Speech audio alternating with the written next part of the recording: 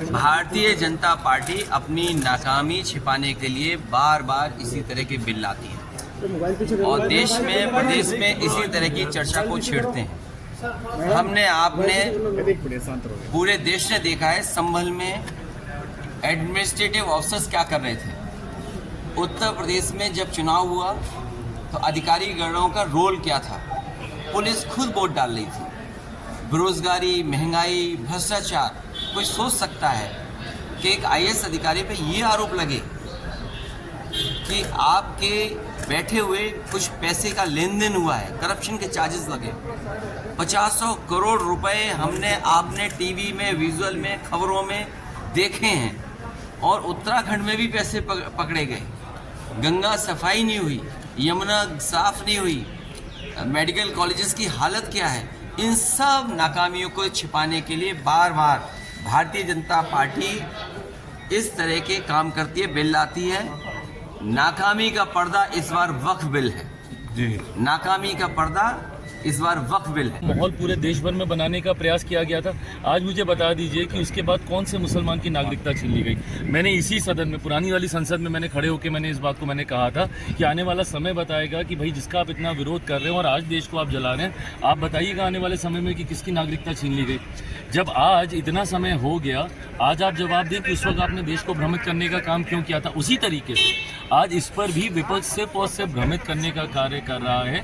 लोक जनशक्ति पार्टी मौजूदा स्वरूप में जिन संशोधनों के साथ वक्त को लाया गया है, जहां पे हम लोगों ने भी अपने सुझाव दिए, जिनको माना गया है, उसका समर्थन हम लोग। अभी कुछ ही देर में वक्फ बिल पेश होने जा रहा है। इसके आने से क्या क्या फायदे हैं जो लोग भ्रमित कर रहे हैं, लोगों को बाजार में कह रहे हैं कि इसके आने से लूट जाएगा, बर्बाद हो जाएगा, उसमें क्या लगता है आपको?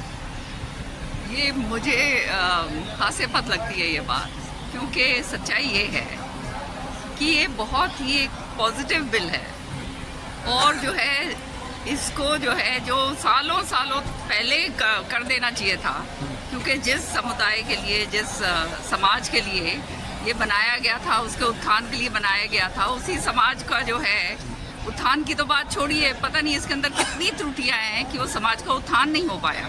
तो ये बिल के ज़रिए सारी वो त्रुटियां दूर करी गई हैं और इसको जो है इतना जो ओपेक बिल था उसको ट्रांसपेरेंट बनाया गया है। और जितने भी हमारे पुराने कानून हैं, पुराने कानून जैसे हमारा इंडियन पिनल कोड है या दूसरे वाले जो अभी जो संशोधित करे गए हैं, टाइम पर जो है कानून जो हैं वो समय के अनुसार बदलने होते हैं। जो समय की जो वो कहते हैं ना नजाकत है और समय की जो ज़रूरत है, उसके मुताबिक अगर कानून ना बदले जाए और पुराना सिस्टम चलता है जिसके अंदर किसी को फ़ायदा नहीं हो रहा, नुकसान हो रहा है, तो उसका क्या फ़ायदा। यहाँ पे केवल मैं आपको बताना चाहती हूँ कि ये पॉलिटिकल पार्टीज को जो ये ऑपोजिशन में है, इनके समझ आ गया है कि ये बात तो बिल्कुल सही है। अब इनके पास कोई मुद्दा तो रहा नहीं, तो अपनी राजनीतिक रोटियां सेकने के लिए ये केवल ये हंगामा और शोर शराबा करने के वह बोर्ड की ज़मीन पर अपने मन मुताबिक तरीके से उसको रन करते थे, चलाते थे और उसके पीछे जो मकसद था, वह बोर्ड की ज़मीन के पीछे जो मकसद था वो ये था कि जो पिछड़े और कमज़ोर तबके के जो अल्पसंख्यक समाज के लोग उनको मजबूत कर, वो नहीं होकर ना पारदर्शिता थी ना वो हो रहा था और चंद मुट्ठी भर लोग उससे मजबूत हो रहे थे। सरकार के इस बिल के पास हो जाने के बाद अल्पसंख्यक समाज के ही जो कमज़ोर तबके के लोग हैं उसको ताकत मिलेगी, उनको बल मिलेगा। ये ठीक उसी तरीके से भी विरोध हो रहा है जिस तरीके से 3 तलाक के वक्त विरोध हुआ था, बाद में लोगों को एहसास हुआ, अल्पसंख्यक समाज के लोगों को एहसास हुआ कि उनके हित करने में, ठीक उसी तरीके से उनके हित करने में।